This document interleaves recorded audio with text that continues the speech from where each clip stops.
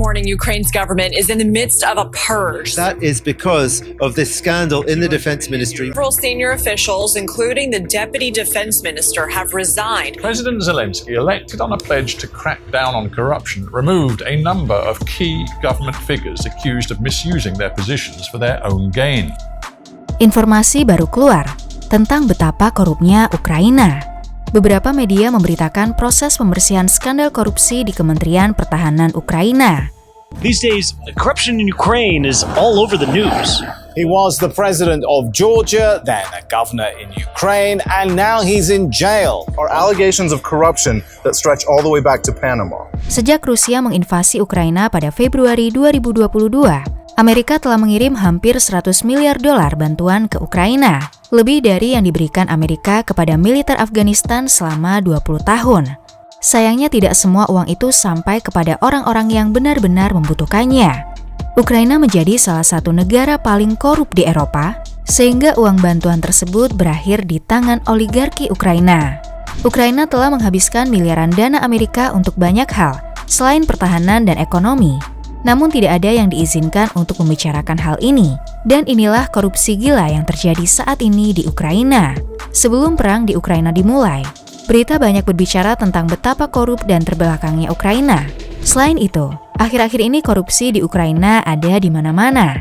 Tapi begitu Rusia menginvasi, semua kabar itu hilang. Presiden Zelensky terpilih dengan janji akan memberantas korupsi dan mencopot sejumlah tokoh kunci pemerintah yang dituduh menyalahgunakan posisi mereka untuk keuntungan mereka sendiri. Beberapa pejabat senior, termasuk Wakil Menteri Pertahanan saat ini, telah mengundurkan diri. Namun para pejabat di beberapa negara, termasuk Amerika Serikat, menuntut lebih banyak pertanggungjawaban atas bantuan yang diberikan, mengingat skandal korupsi yang merajalela di Ukraina. Ukraina merdeka dari Uni Soviet tahun 1991, tapi inilah hal tentang hidup di bawah diktator Soviet selama hampir 70 tahun. Orang mulai lupa apa yang diperlukan untuk menjalankan negara mereka sendiri. Ini yang terjadi pada Ukraina ketika secara resmi memisahkan diri dari Uni Soviet, tersisa kekosongan kekuasaan yang sangat besar. Padahal negara membutuhkan seorang presiden dan konstitusi yang membuat pemerintahan bekerja. Dan hal-hal itu tidak muncul begitu saja dalam semalam. Jadi siapa yang melangkah untuk membimbing Ukraina menuju kemerdekaan barunya? Keluarga yang kuat dan bisnis yang berkembang selama tahun-tahun Soviet Ukraina, tiba-tiba korupsi menjadi bagian inti dari negara baru itu dijalankan. Ukraina menjadi kacau. Hal-hal seperti penyuapan, penempatan anggota keluarga pada posisi kekuasaan, hingga transaksi pintu belakang. Hal-hal ini dinilai layak dan bukan sebuah kejahatan. Ini cukup gila, bahkan ini merupakan hal mendasar untuk bagaimana pemerintah berfungsi dalam suatu negara. Hal-hal seperti ketika Rusia pertama kali menginvasi Ukraina pada 2014, tidak ada pasukan keamanan negara yang memiliki peralatan, uang atau pelatihan yang diperlukan untuk menghentikannya. Itu semua karena dekade oligarki Ukraina menyedot uang dari tujuan penggunaannya tahun 2014. Ukraina dan seluruh dunia menyadari itu masalah besar. Setiap kepemimpinan Ukraina membuat janji besar untuk membasmi korupsi, namun justru hal-hal berubah dari buruk menjadi lebih buruk. Selama lebih dari 30 tahun, Ukraina tidak berbuat banyak untuk menghentikan korupsi di pemerintahan. Satu-satunya langkah nyata untuk membasmi bisnis yang korup adalah sistem pengadaan publik yang disebut Prozoro. Prozoro mungkin memang membantu menjalankan bisnis lebih adil dan mudah, tetapi ternyata tidak benar-benar memberi pengaruh untuk korupsi pemerintah. Semakin memburuk ketika satu orang yang bertanggung jawab atas transportasi regional di Ukraina menerima suap sebagai imbalan untuk mengalokasikan rute bus mini ke perusahaan dan pengemudi tertentu. Satu orang ini mengendarai mobil sport meskipun gajinya hanya sekitar $170 sebulan. Ketika orang mengetahui apa yang dia lakukan, dia dipecat, tetapi kemudian mendapatkan pekerjaan lain, melakukan hal yang persis sama di distrik yang berbeda. Itu hanya satu contoh di ujung bawah rantai makanan pemerintah Ukraina. Tahun ini terungkap bahwa Kepala Pengadaan Kementerian Pertahanan telah membayar $2,7 juta untuk 3.000 rompi anti peluru. Ternyata rompi yang tersedia tidak benar-benar anti peluru, tetapi itu tidak masalah.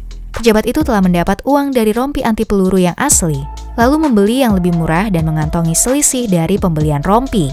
Itu bahkan bukan yang terburuk dari kasus pejabat di Ukraina.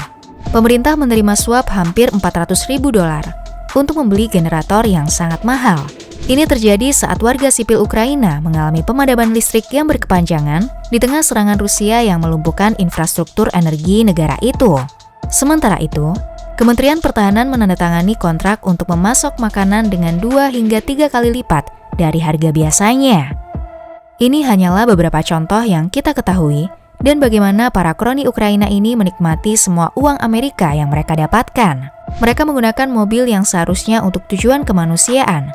Mereka justru menggunakan uang bantuan untuk berlibur mewah ke luar negeri, membeli properti mobil sport, pakaian desainer, perhiasan dan jam tangan emas mewah senilai ratusan ribu dolar. Tidak peduli berapa banyak korupsi Ukraina terungkap, pemerintah menolak untuk melakukan apapun tentang hal itu.